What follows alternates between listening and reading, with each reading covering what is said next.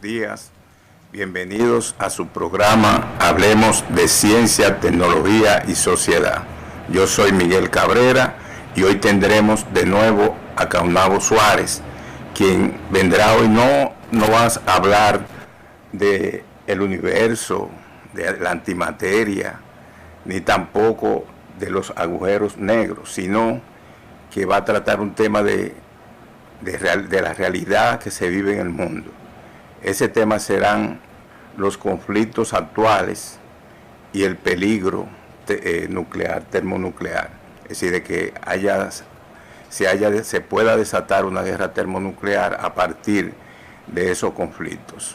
Bienvenido, Caunabo Suárez. Gracias, Cabrera.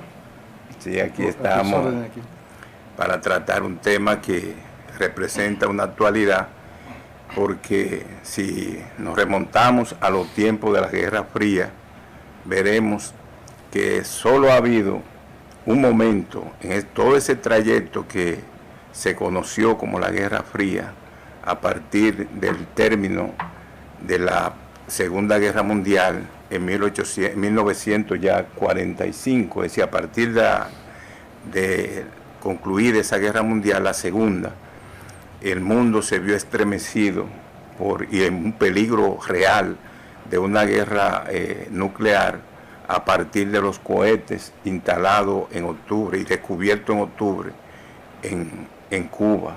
Es decir, la llamada crisis de los cohetes que se desató de los misiles, también se le llamó en ese momento, en octubre de 1962.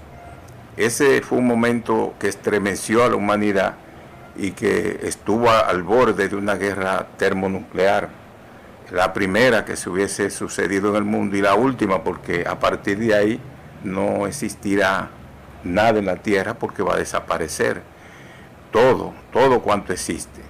Eso fue una situación que se dio en 1962, pero a partir de ahí se produjo lo que se llamó la tensión que había entre los países socialistas y también, en este caso, el Occidente, representada por Estados Unidos y las grandes potencias occidentales, como Francia, Gran Bretaña, Alemania, es decir, esos países donde dominaba y domina todavía el sistema capitalista. Es decir, fue una situación que se dio, pero ese sistema socialista como tal se derrumbó ya en los años 89, 90 y 91, ya fue desapareciendo.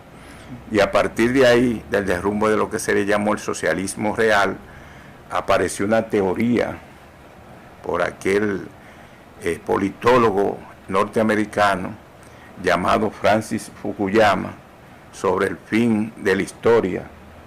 Y en este caso él lo que planteaba era que la historia ya había concluido en cuanto a lo que eran los conflictos, las guerras, porque las ideologías ya habían desaparecido con la caída del campo socialista o el socialismo real, y que la democracia liberal había triunfado.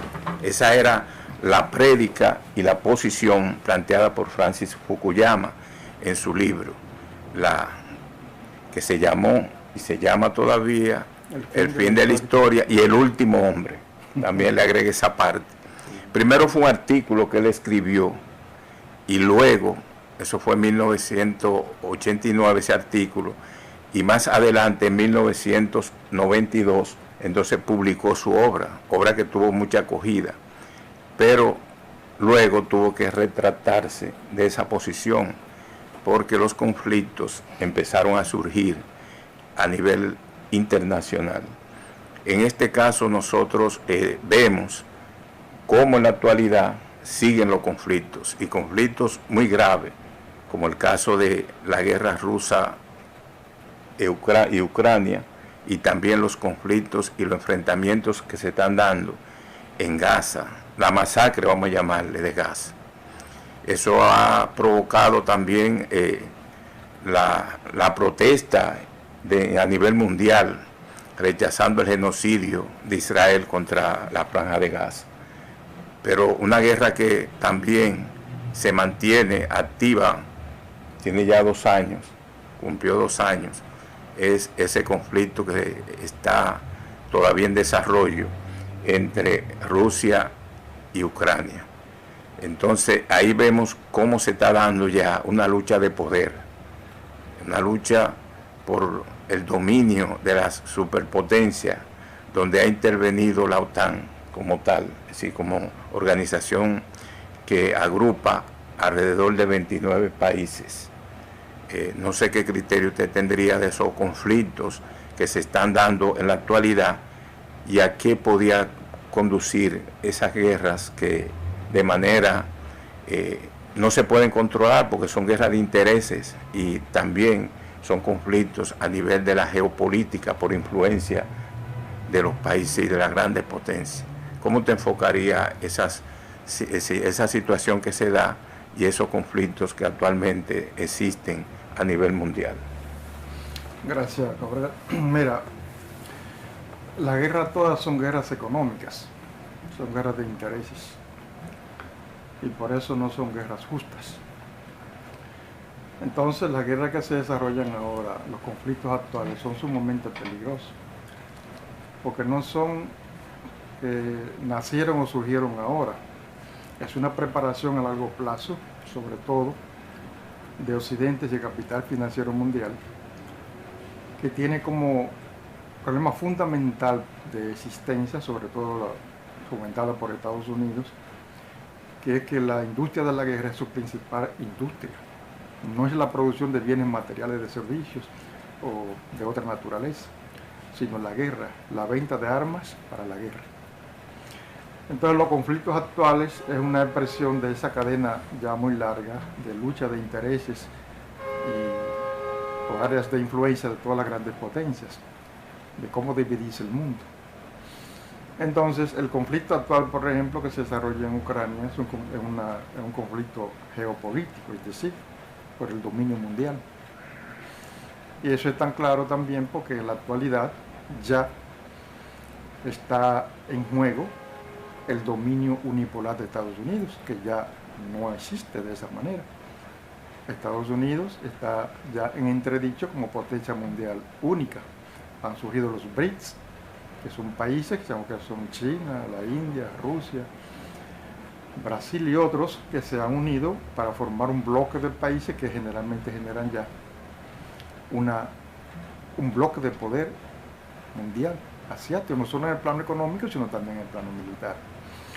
Entonces este conflicto de Ucrania viene de lejos y viene de lo que se llamó los acuerdos de Minsk, que fueron acuerdos mediante los cuales Occidente, sobre todo Estados Unidos, la OTAN, se comprometió a no expandirse hacia el este, hacia Rusia. Sin embargo, eso fue un acuerdo que fue un engaño, dicho por la propia exministra de Alemania,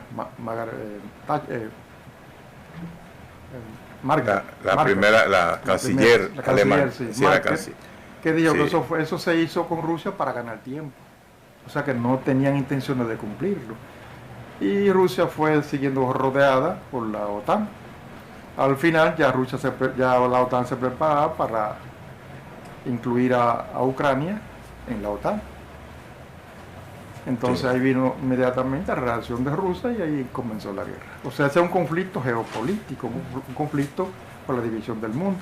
Y al mismo tiempo un conflicto en defensa de la seguridad de Rusia, porque si se siente amenazada porque le están rodeando, pues entonces reacciona de la forma como normalmente debe reaccionar todo país que se siente amenazado. Ahora, un caso que se da y que hay que tomarlo en cuenta en el análisis de la situación internacional en la actualidad es que la OTAN, que se creó mediante el acuerdo de Washington, es decir, fue un tratado que se estableció en Washington en 1949, es decir, 4 años después de concluida la Segunda Guerra Mundial, que terminó en 1945. A partir de ahí se crea ese Tratado del Atlántico Norte, que se llama OTAN, y que también en ese momento que se crea la OTAN, años después, en 1955, entonces los países del sistema socialista que habían establecido el socialismo, ellos se reúnen y crearon el Pacto de Varsovia. Es decir, una forma de contrarrestar la influencia militar de la OTAN y ese acuerdo de cooperación de defensa mutua que se estableció en 1949. Ahora la pregunta sería y que cabe en este momento, si en 1990, 91, con el derrumbe del campo socialista, desaparece el Pacto de Varsovia, lo correcto sería que, como no había esa oposición entre países, ¿por qué la OTAN permanece? Es decir, sigue y continúa y se involucra en conflictos de tanta peligrosidad como ese que se está dando en Europa entre Rusia y Ucrania. Bueno, la razón principal es que la existencia, lo que motiva la existencia de la superpotencia, sobre todo las imperialistas, es el control y el dominio del mundo.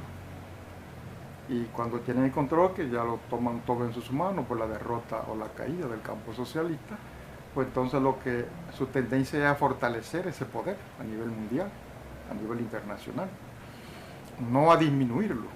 Y por eso comenzaron a coaptar, a llevar más países a la OTAN, y aún no habiendo ya un poder contrario que le disputara el control del mundo, pues siguieron fortaleciendo, porque la esencia de su existencia es el control, el dominio y la expoliación de los pueblos del mundo. Entonces, mientras más se fortalece, mientras más fuerzas alcanzan, pues por esa razón, mejor. Y por eso la OTAN, en vez de disolverla, como es lo que en términos correctos debió ocurrir, porque ya no había esa lucha política y geopolítica que existía anteriormente, lo que hicieron fue entonces fortalecerla más.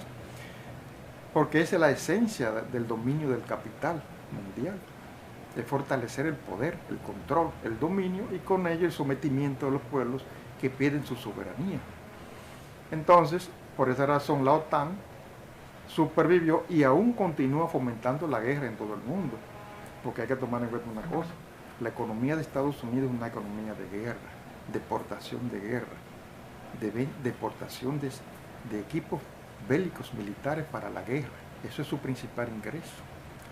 Y por ejemplo, ahora mismo, en la guerra entre Rusia y Ucrania, los propios altos funcionarios del Pentágono se han encargado de decir que de cada $100 que se envían a Ucrania, 90 se quedan en Estados Unidos, no van a Ucrania.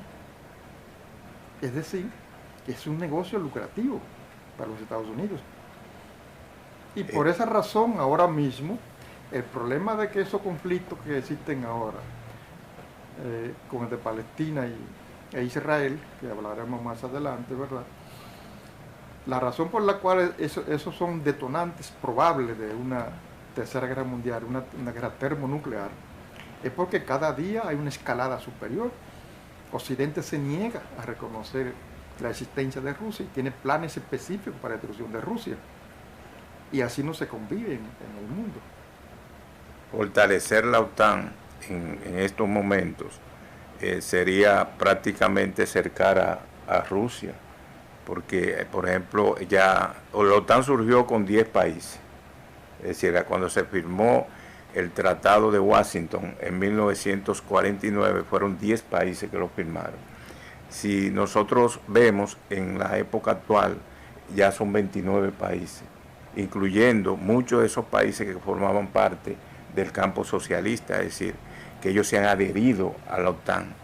En los últimos años también, y luego de la guerra, específicamente de la guerra entre Ucrania y Rusia, se ha integrado, se ven a Suecia, que era neutral antes, tenía parte de su política internacional la neutralidad en conflictos internacionales, no participaba.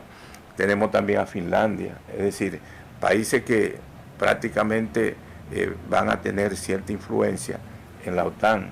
Cuando uno ve eso dice, pero en lugar de frenarse o frenar el proceso de confrontación mundial, lo que se está tratando es de fortalecer los mecanismos de lucha y de cerco hacia la antigua, es decir, Rusia. Entonces cuando uno ve esos casos dice, Pero ¿y qué es lo que va a suceder? ¿Se va a dejar cercar Rusia de esos países? Y ahí es que se tiene el temor de que se pueda desatar ya un conflicto de mayor escala, porque el escalamiento de ese conflicto, tarde o temprano va a llegar a un conflicto ya de mayor envergadura, porque Rusia no se va a dejar vencer. Es decir, Rusia dejarse vencer por Ucrania, que no es Ucrania que está luchando contra Rusia solamente, sino que están las fuerzas de los países de la OTAN. Eso representa un duro golpe para lo que es la geopolítica mundial y un cambio total en lo que sería el esquema de dominación mundial. Ahí vemos también a China y otros países que están cerca de las posiciones rusas y aportando y ayudando a Rusia.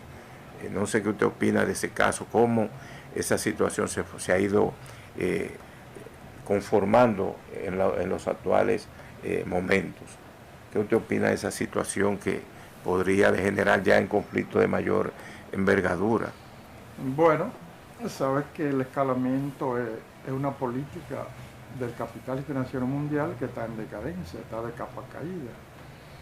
Y entonces, como la única manera de sostenerse es crear la guerra, incluso la Tercera Guerra Mundial si es necesario para mantener su dominación, pues eso no se detendrá. Cada día hay un nuevo escalamiento. Por ejemplo, ahí tenemos recientemente, en esta semana, el sábado pasado, como ocurrió un crimen horrendo en Rusia. Fueron asesinados más de 133 personas por un comando que indudablemente tiene vinculaciones con los países de Occidente, por lo menos con Ucrania. Entonces, eso es una condición que indica cuál es el objetivo central de Occidente, qué busca y para dónde va. Porque no plantean nunca una salida negociada, en el caso ucraniano, pero todos los días crean condiciones para atacar a Rusia. O sea, no es una guerra solo de Rusia contra Ucrania, es una guerra contra Occidente, encabezada por Estados Unidos. Y Europa, que es la cenicienta de Estados Unidos y que ha perdido todo el esplendor que en sus inicios llevaba, porque se ha arrodillado a Estados Unidos. Alemania, que era la punta de lanza de la economía de toda Europa y por tanto también del mundo, una gran influencia, pues está en el suelo, sus industrias están mirando a Estados Unidos. Ahora, viendo... Al no tener el gas ruso y el combustible ruso como en la condición en que lo recibían barata, pues entonces la industria toda europea está en el suelo, la inflación está muy alta y el pueblo está sufriendo, porque en fin de cuentas, todas esas consecuencias de los líderes de baja calidad que tiene toda Europa, líderes que no tienen condiciones reales de líderes, sino simples dirigentes, trae como consecuencia el sufrimiento de las masas europeas. Y hoy en día la condición de la calidad de vida del europeo en general, toda Europa ha bajado y ha disminuido. ¿A consecuencia de qué? Del objetivo de Estados Unidos de atraer hacia sí todos los negocios con Europa, importándole lo que sea donde termine Europa. Someterlo económicamente, políticamente y militarmente a través de la OTAN. Entonces, Europa ahora mismo es un continente y todos los pueblos de Europa que están sometidos a los designios de Estados Unidos. Es una realidad.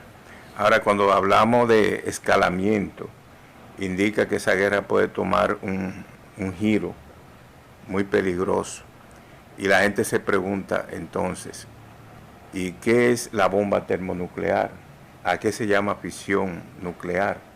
Es decir, porque también, como este programa tiene un contenido educativo, sería bueno explicar esos conceptos para que los televidentes tengan una idea clara del peligro y la consecuencia que se puede traer en esos casos, esa guerra termonuclear que pueda estallar.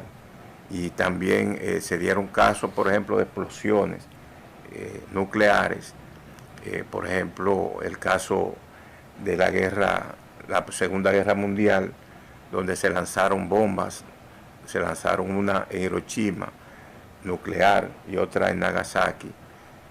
Esos fueron casos que estremecieron al mundo en ese momento, porque no se conocía para esa época lo que era la bomba nuclear. Pero también se han dado casos de accidentes, en estos casos que voy a especificar ahora, como fue el de Chernóbil, en la misma Ucrania, porque fue en territorio del este de Ucrania que se produjo esa explosión, y eso provocó también una situación de dificultad.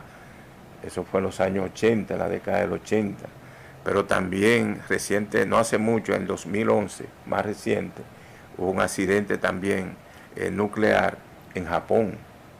Es decir, que además de la guerra, de la posibilidad de que haya una explosión, es decir, que eso degenere esos conflictos en una guerra termonuclear, también es bueno saber en qué consiste esa bomba nuclear y en qué consiste también esa fisión nuclear que tanto se le teme y que el mundo está abocado a rechazar ese tipo de confrontación a ese nivel. Mira, Cabrera, los elementos químicos que componen la tabla periódica no se generan en la Tierra. La Tierra no produce nada. Esos elementos se generan en las explosiones de las estrellas, sobre todo las supernovas. El hierro, el oxígeno, el potasio, cobre, todos, el oro, el uranio y el plutonio, que son elementos radioactivos espontáneamente, todos se generan en las explosiones nucleares de las estrellas, sobre todo las estrellas que estallan como supernova.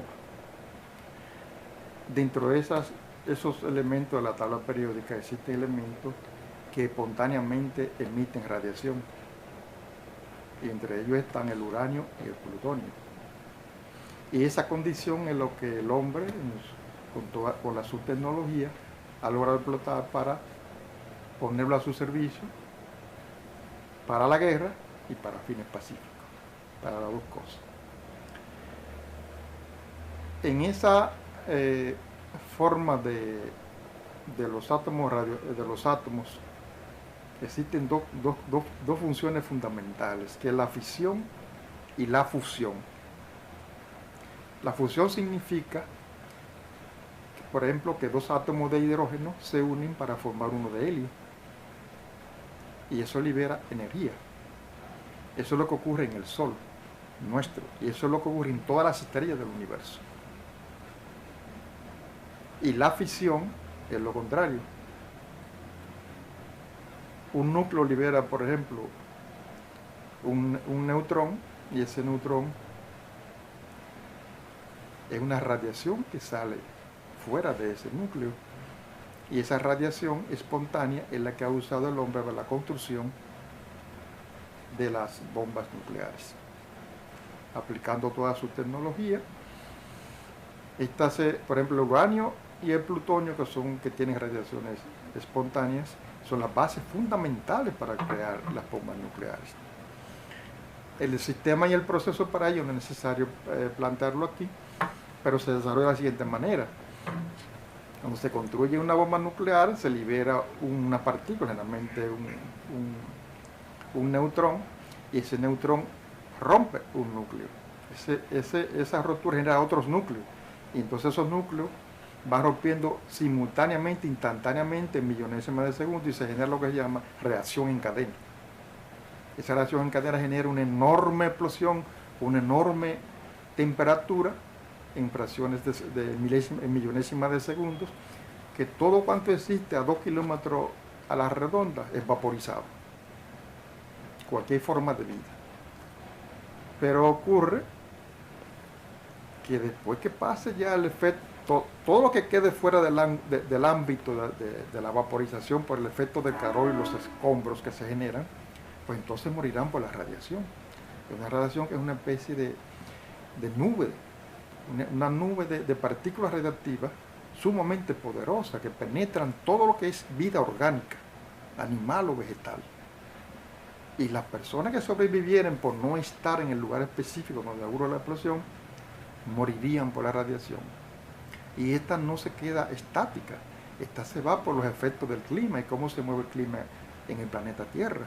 Se va desarrollando y se distribuye por todo el mundo. Por eso si ocurriese un enfrentamiento termonuclear, nadie estaría a salvo en ningún lugar, aunque esté a miles de kilómetros donde estalló la última bomba, o la primera, porque el planeta entero sería dañada la atmósfera, se formaría una lluvia radioactiva, el humo y los incendios paralizarían la luz solar, no habría alimentos, se contaminarían con radiación todos los alimentos, las aguas, todo cuanto existe, morirían los animales, los hombres también, ¿y cómo viviría entonces el ser humano?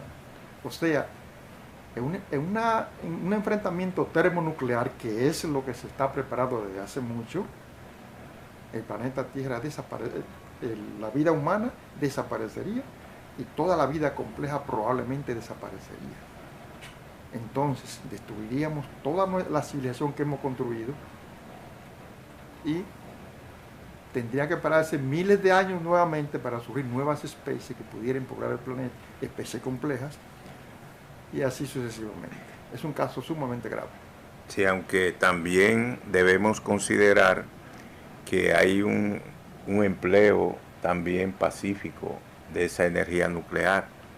Ese caso se da en muchas áreas que se puede utilizar, no para la muerte, esa energía nuclear, sino también para la vida. ¿Cuáles son esos casos en los cuales esa energía nuclear sirve al hombre para mejorar su vida? Es decir, porque no es solo para destruirla, sino también para mejorar su vida. Se emplean esa energía nuclear en algunas áreas.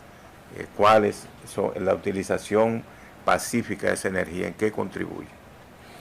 Bueno, todos nosotros conocemos cuando una persona tiene un tumor, por ejemplo, se somete a radiación. O si no, se somete que ya sea esta radiación por vía de un equipo que genera radiación nuclear, o por vía de una toma de partículas que son radioactivas. Y eso hace que disminuye el desarrollo del cáncer, del tumor. Y eso le hace una vida más larga al paciente y el enfrentamiento de la enfermedad. Y existen numerosas formas de aplicación para eso de la energía nuclear. Y en la vida social, por ejemplo, tenemos la energía nuclear, la energía eléctrica que proviene de las reacciones nucleares, que se crean reactores nucleares para generar energía eléctrica. Se aplica toda una tecnología que permite desarrollar plantas de generación eléctrica que son de vital importancia para la existencia humana.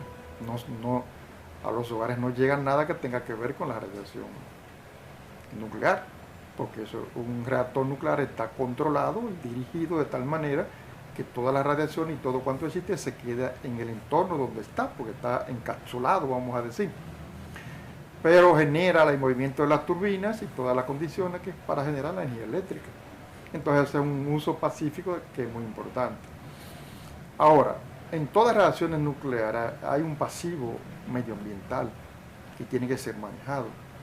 Generalmente manejado de forma tal, por ejemplo, se usa normalmente el plomo. El plomo es un producto con un peso atómico muy pesado, muy manejable y muy barato. Entonces, por esas circunstancias, es bueno para fabricar contenedores para guardar los pasivos, los residuos radioactivos que pudieran quedar en esas reacciones nucleares.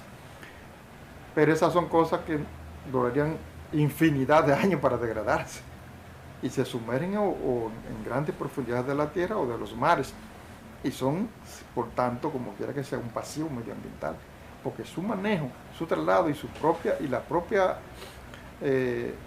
integración al suelo, aunque sea en profundidad, ya de por sí es un problema que afecta al medio ambiente, aunque no genere radiación, pero es un peligro potencial. Otro conflicto que al mundo lo tiene preocupado es el ataque que se produjo el 7 de octubre a Israel por parte de Hamas. Eso provocó una reacción demasiado desproporcionada de Israel y todavía se mantiene ese conflicto de manera abusivo en ese sentido, porque son muertes. Yo cuando veo esos videos donde aparecen esas destrucciones en Gaza, uno piensa, pero ¿y cómo va a ser que la humanidad llegue a esos niveles de confrontación y de conflictos tan agudos y tan desalmados? Son los bombardeos a hospitales donde aparecen enfermos, muertos, que lo matan así despiadadamente. Es decir, eso ha causado un estupor a nivel mundial y de rechazo total, porque Israel no acoge ninguna de las recomendaciones que hace la ONU para parar y frenar ese conflicto. Es una guerra que se viene desatando y un enfrentamiento entre palestinos e israelíes desde su fundación, desde la declaración aquella en 1947, donde esa resolución de la ONU separó a Palestina en dos estados, es decir, por un lado Israel y por el otro lado los palestinos. A partir de ahí y de la creación en 1948 del Estado de Israel, ha empezado todo un conflicto de manera agresivo y con escalada también, no al nivel que está en Ucrania, que hay mucha posibilidad de una confrontación de mayor nivel, pero sí años y años de conflicto y de guerras. Pero ahora eso se mantiene y no sé cómo usted vería ese abuso que está cometiendo contra la población civil de Palestina, Israel, donde los bombardeos son criminales. Es decir, un genocidio que la humanidad debe rechazar. No sé cómo usted enfocaría ese conflicto, que son los dos conflictos que mantienen a la humanidad en vilo, el que se produce entre Rusia y Ucrania y el de Israel-Palestina, es decir, en este caso en la Franja de Gaza, ese abusivo y criminal incursión israelí. ¿Cómo usted analizaría ese otro conflicto que también preocupa a la humanidad?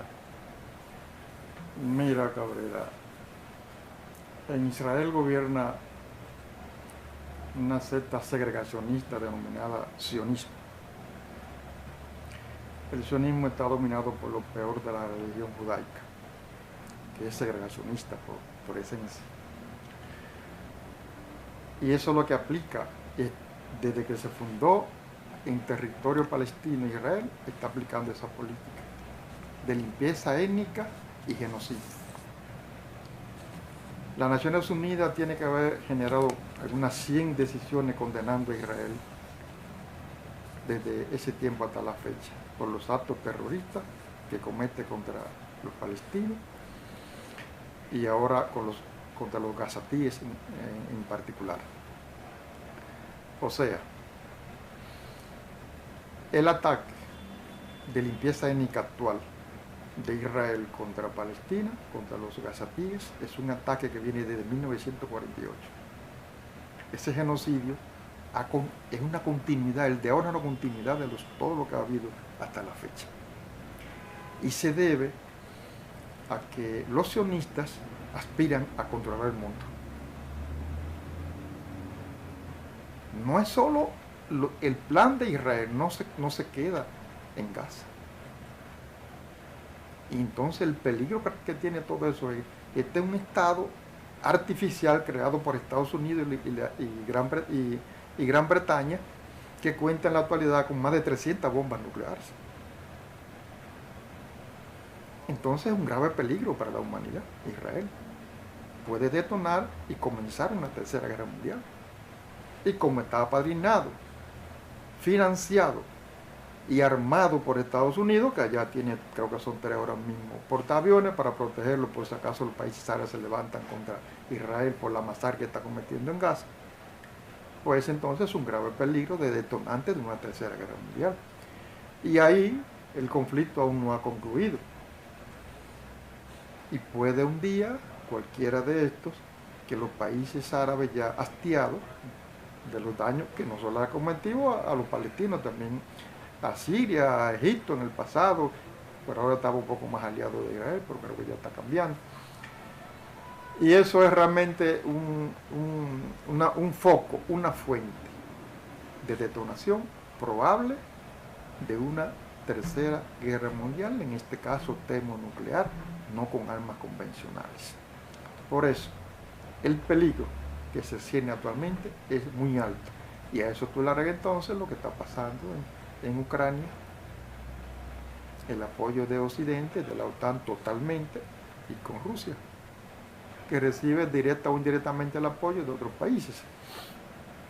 Así que el mundo hoy en día, en la actualidad, está pendiendo de un hilo, de un pequeño error,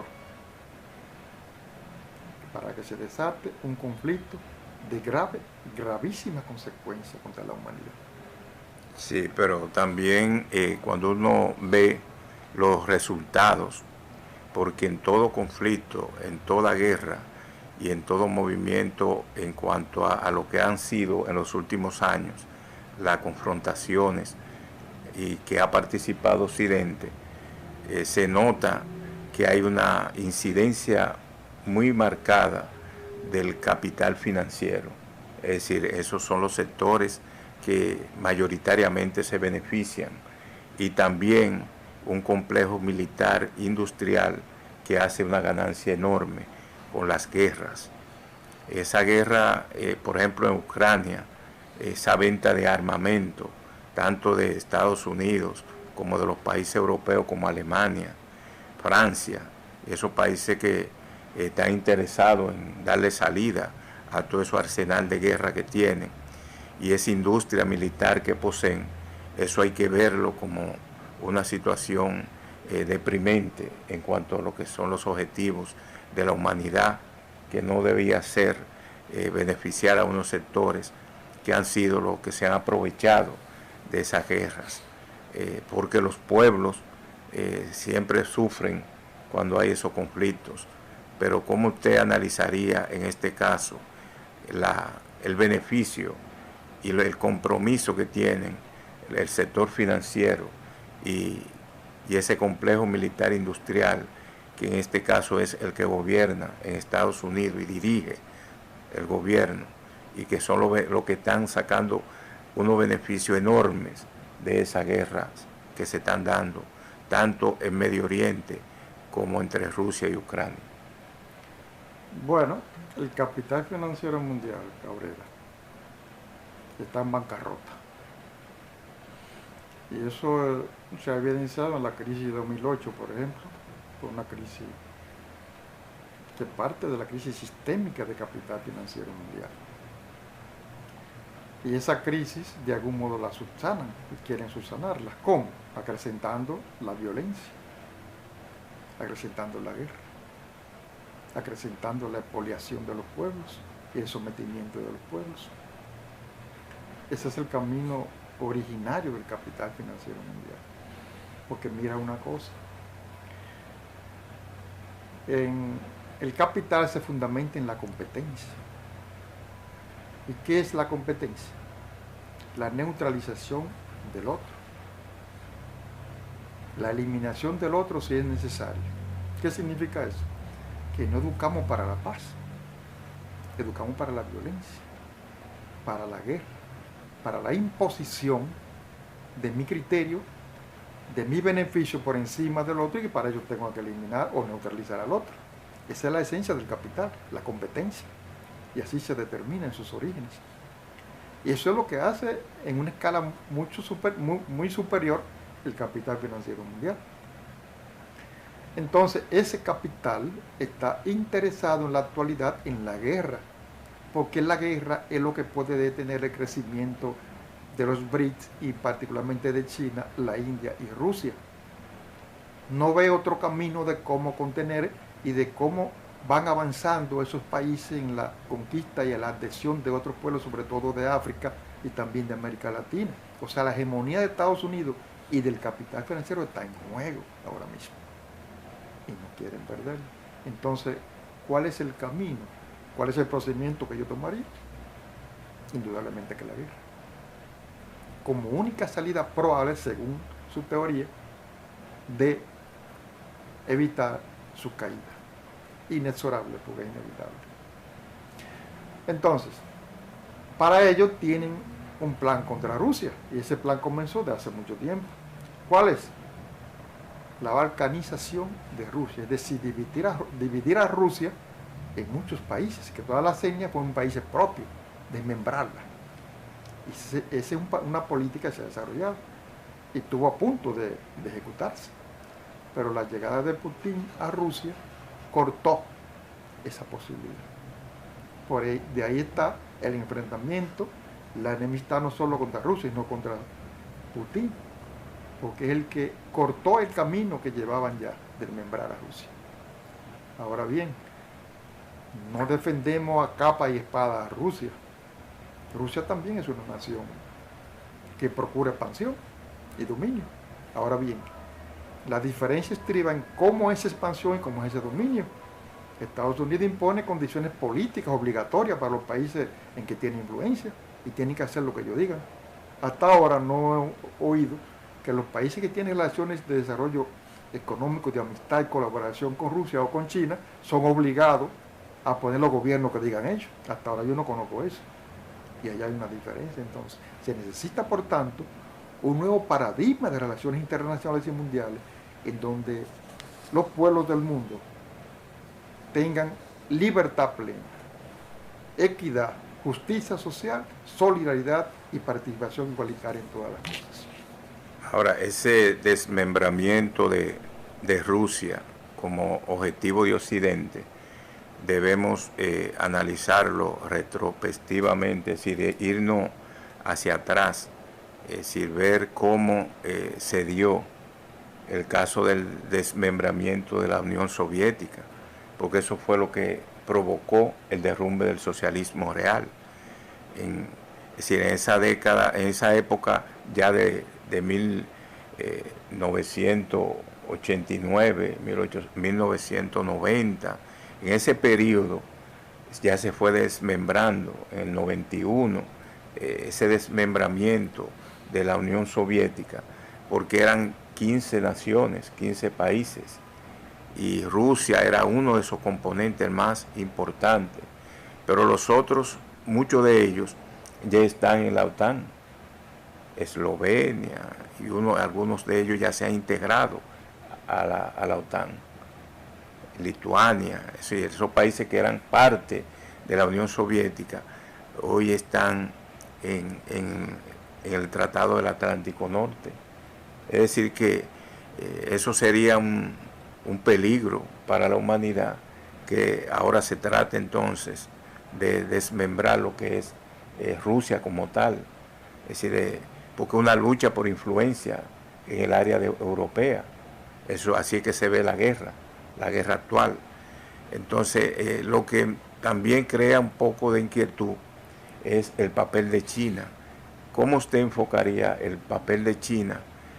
Porque ese país, ese gran país asiático, en estos momentos se encuentra en una disputa y en una confrontación económica con Estados Unidos por la hegemonía mundial, pero en plano económico. Es decir, fundamentalmente, ¿cómo usted analizaría esa actitud y esa forma en la cual China se presenta como una potencia económica en estos momentos? Bueno, China es un poder económico mundial establecido ya. China es la dueña del comercio mundial, de los negocios mundiales. No hay un país del mundo donde no estén las mercancías chinas. Lo que tú no encuentras en ninguna parte de mercancía norteamericana. ¿Tú has visto aquí en el país? Ninguno. Quien domina los negocios, quien domina la industria mercantil, la gran industria para exportación, domina o dominará el mundo en poco tiempo, porque domina la economía. Entonces China tiene una política también de dominio y de expansión. una política centrada en las buenas relaciones de cooperación y vecindad. No porque estén cerca, sino en términos, vamos a decir, generales. Pero es una cooperación en donde no interviene el aspecto político hasta la fecha. No sabemos si en el futuro eso cambiará. Pero China es una potencia mundial y ahí es donde está la situación que se da en el mundo actualmente. Y de ahí que nace el peligro de esa guerra termonuclear. China tiene establecido que Taiwán es una provincia de China. Estados Unidos tiene todos sus huevos puestos en Taiwán y lo defiende a capa y espada. Entonces ese es otro conflicto que también puede traer y tener como consecuencia un enfrentamiento sumamente grave que puede conducir también a un enfrentamiento termonuclear. O sea, por todas partes, fruto de la bancarrota y la derrota del capital financiero mundial, la humanidad está amenazada de su extinción. Entonces, ahora bien, a China no le interesa la guerra. A China le interesa seguirse expandiendo, seguir desarrollando su economía, seguir ganando áreas de influencia. Y por eso actúa de manera, en cierta manera, conteniendo los conflictos, alargando los conflictos. Pero según se ven las cosas, llegará un punto en que la situación puede ser sumamente complicada.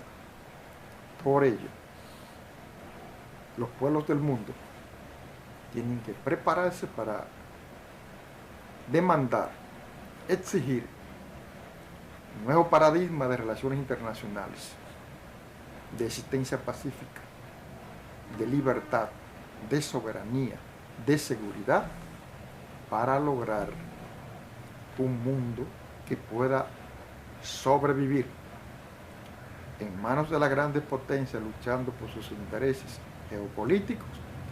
El peligro cada día que pasa es peor. Ahora que hablamos de ese peligro, también hay otra agrupación muy importante que son los BRICS. Los BRICS, es decir, ¿qué papel están jugando en esta coyuntura? Es decir, eso habría también que analizarlo para ver en esas circunstancias cómo ellos han planteado posiciones. Es decir, cómo usted vería en este caso los BRICS, cómo están planteando su posición en esta coyuntura. O sea que los BRICS son un conglomerado de naciones encabezado por China, Rusia, la India, fundamentalmente, ¿verdad? Y Brasil, que fueron de los fundadores, que precisamente buscan crear condiciones diferentes de relaciones internacionales a lo que ha creado fomentado Estados Unidos, porque Estados Unidos fundamenta su política internacional en el saqueo y en el sometimiento. Entonces los pueblos del mundo lo primero que pierden en su relación con Estados Unidos es su libertad y su soberanía. Se ve de lejos que lo que fomentan los BRICS es otro tipo de relaciones internacionales. Por esa razón están ganando tantos adeptos todos los días en naciones y países y los pueblos del mundo. Porque ven una política distinta, diferente a la dominación cruda y brutal que es la que ha ejercido como policía del mundo desde 1945, cuando Estados Unidos salió victorioso en la Segunda Guerra Mundial. Pues ya los pueblos se están cansando de esa política del palo y el garrote a nivel internacional y están buscando otra salida, respeto a su vida interna, a su libertad para decidir qué hacen en su propia nación, qué sistema político establecen, sin que nadie tenga que imponérselo, ni nadie tenga que ir a invadirlo para imponer el presidente que ellos quieren o tumbarle el que ellos quieren tumbar, porque no obedecen a sus intereses. Entonces, los BRICS son una organización paralela a ese sistema de dominación que ha tenido por muchos años Estados Unidos. O sea, se ve como una institución con diferenciación respecto a la conducta tradicional de dominio de capital financiero internacional. Sí, se luchó Caunabo en su momento porque hayan nuevos paradigmas en el mundo. Es decir, parte de la humanidad siempre ha tratado de que la justicia social, la equidad, la solidaridad entre los pueblos prevalezca, la ayuda y colaboración mutua entre las naciones. Sin embargo, cuando uno ve esta realidad que vivimos, uno se asombra. Es decir, uno dice, pero ven acá la humanidad, ¿qué destino tendrá? Es decir, ¿qué le espera? ¿Cuáles son las aspiraciones que se pueden tener en un mundo tan convulsionado como el que vivimos? ¿Qué usted le daría de esperanza a la población, al pueblo, a los pueblos del mundo, para que puedan tener, aunque sea un poquito de esperanza, de que se podrá lograr algo mejor? Bueno, lo primero es organizarse. Organizarse para la lucha contra sus opresores, contra quienes le impiden comer, contra quienes le impiden ser libres. Ese es el primer paso que han de dar los pueblos del mundo. Y organizarse para enfrentar la expoliación internacional, establecer su propia soberanía en base al respeto mutuo de todas las naciones. Si eso, lo único que puede contener una guerra termonuclear en las actuales condiciones es la actividad y la acción de los pueblos en movilización constante y permanente contra la guerra y a favor de la paz. Solo los pueblos paran la guerra. Y se necesita y es urgente que los pueblos del mundo adquieran conciencia de que si no se detiene la guerra, las grandes potencias y sobre todo el capital financiero mundial conducirán la humanidad a la catástrofe. Y sería terriblemente malo, inconcebible, inaceptable que una especie supuestamente inteligente, la más avanzada de la que existe en el planeta Tierra, precisamente conduzca a la destrucción completa de toda la vida compleja que hay en este planeta y que solo queda en la vida que puede desarrollarse en las cuevas y en las grandes profundidades de los mares, donde no llegue la radiación o el calor o la devastación, o donde aparezca alimentos, porque en una guerra termonuclear quien tiene vivo enloquecerá por lo horrible que sería ver el mundo y el ambiente, y porque no tendrá alimento, ni comida, ni alojamiento que esté libre de contaminación. ¿Cuáles plantas? Nosotros vivimos de las plantas, vamos a decir, de todo tipo, por los sembradíos que hacemos, y ya elaboran el oxígeno que da a la atmósfera, pero una atmósfera contaminada de radiación, ¿para qué te sirve? Tú la respires para morir, de destruir tus órganos internos.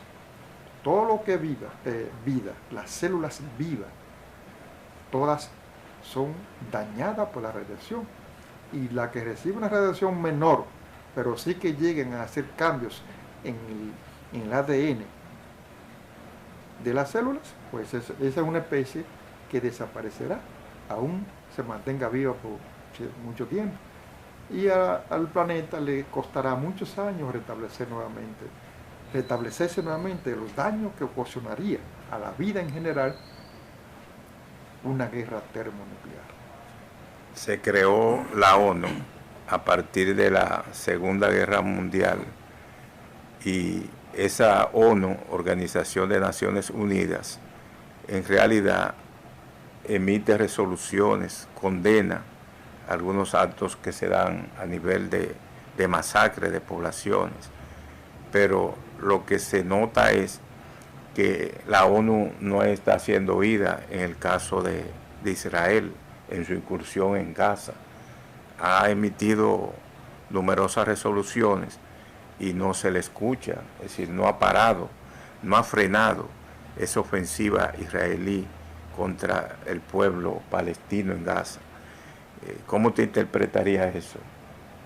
¿Y qué lección le da esa actitud adoptada por un gobierno como el de Netanyahu, que no respeta resoluciones de la ONU? Mira, Cabrera, lo que ocurre es que quien gana impone las condiciones.